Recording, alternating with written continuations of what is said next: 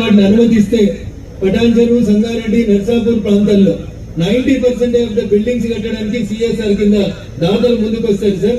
కొద్దిగా మనం చూడాల్సింది సిద్దిపేట, గజ్వేల్, దుబ్బాక, మెదక్ వైపు మాత్రం ప్రభుత్వ నిధులతో కట్టుకోవడానికి అవకాశం ఉంటుంది. కాబట్టి ఈ 3 జిల్లాల్లో MRO office, MPDO office, police station network అన్నింటికి కూడా దయచేసి మీరు సాధ్యమైన తొందరగా మంజూరు ఇచ్చి వెనుకబడినటువంటి మా మెదక్ జిల్లాని కొంచెం ముందుకు నడపాలని నేను ఈ సందర్భంగా మీకు సవినయంగా అప్పీల్ చేస్తా ఉన్నాను సార్.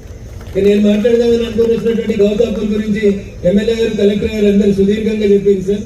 ధరణి వచ్చిన 10 సంవత్సరాల నుంచి వాళ్ళకి రైతు బీమా లేదు, రైతు బంధు లేదు, పాస్బుక్ లేదు. వాళ్ళంతా కూడా ట్రైబల్ సార్, గిరిజన బిడ్డలు తిరిగి వేసారు.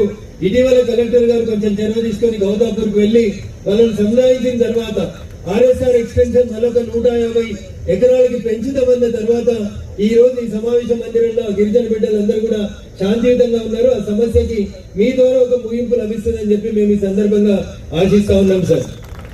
ఇకపోతే మా అంజిరెడ్డి గారు, ఎమ్మెల్సీ గారు, పటాన్ చెరువుకి ఆర్టీఓ కార్యాలయం మంజూరైంది, ఆర్టీఓ ఆఫీస్ లేదని చెప్పింది సార్.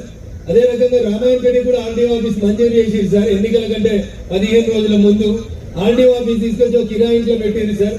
రామాయణపేట కూడా ఒక ఆర్టీఓ కార్యాలయం, కొత్త భవనం కావాలి సార్. అదే రకంగా పటాన్ చెరువు కావాలి సార్.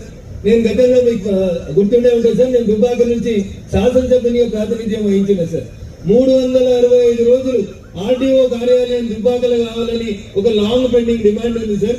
దయించి దాన్ని కూడా మీరే రెవెన్యూ మంత్రి గారు మా జిల్లాకు వచ్చిన సందర్భంగా మొదటిసారి మిమ్మల్ని కలుస్తా ఉన్నాం కాబట్టి దుబ్బాకకి కొత్త రెవెన్యూ డివిజన్ ఆఫీస్ తో పాటు రామాయణపేటకి, అదే రకంగా పటాన్ చెరువుకి ఆల్రెడీ మంజూరైన ఆర్టీఓ కార్యాలయాలు ఉన్నాయి కాబట్టి వాటికి నూతనంగా సొంత భవనాలు ఏర్పాటు చేసుకోవడానికి అవకాశాన్ని కల్పించమని మీకు ఈ సందర్భంగా విజ్ఞప్తి చేస్తూ, ఇంకా చాలా విషయాలు మాట్లాడాల్సి ఉన్నాయి సార్. రైతులు చాలా మంది ఉన్నారు, కానీ మాకు అతిథిగా వచ్చిన మీకు అన్నం పెట్టకుండా సమస్యల్ని ముందు పెడితే మంచిది కాదని చెప్పి నాకు ఇచ్చినటువంటి చిన్న అవకాశాన్ని సద్వినియోగం చేసుకుని రైతన్నలు కూడా నా యొక్క విజ్ఞప్తి, ప్రతి చిన్న విషయానికి కోర్టులకు పోతా ఉన్నాం, వకీళ్ల కేసులు పెరుగుతా ఉన్నాయి, కోర్టులలో పెండెన్సీ పెరుగుతా ఉంది. ఈ దేశంలో సుమారు 5 కోట్ల కేసులు సుప్రీంకోర్టు దాకా పెండింగ్ ఉన్న కేసులు 5 కోట్ల కేసులు పెండింగ్ ఉన్నాయి. చిన్న విషయాలకి కోర్టుకు పోయి కోర్టుల మీద బరువు పెంచి వకీల్ సాబులను బతికించే బదులు, అదేంటన్నా నువ్వే వకీల్ సాబు అట్లా చెప్తున్నావు అని అనుకోకూడదు దయచేసి. వకీల్ సాబుల్ని బతికించే బదులు కొత్త రెవెన్యూ సదస్సులు, కొత్త చట్టాలు, భూభారతి వచ్చింది కాబట్టి ఒక చిన్న అమెండ్మెంట్ ని రాష్ట్ర ప్రభుత్వం, భారత ప్రభుత్వం తెచ్చినటువంటి అమెండ్మెంట్ ని దీంట్లో చేర్చినందుకు నేను రెవెన్యూ మంత్రి గారిని ఈ సందర్భంగా అభినందిస్తా ఉన్నాను. ఎట్లయితే మనుషులకి ఆధార్ కార్డులు ఇస్తా ఉన్నారో అట్లే భూధార్ కార్డు అని ప్రతి రైతుకి తన సర్వే నెంబర్ తో పాటు, తన పాస్బుక్ తో పాటు ఒక భూధార్ కార్డు నెంబర్ ఇచ్చి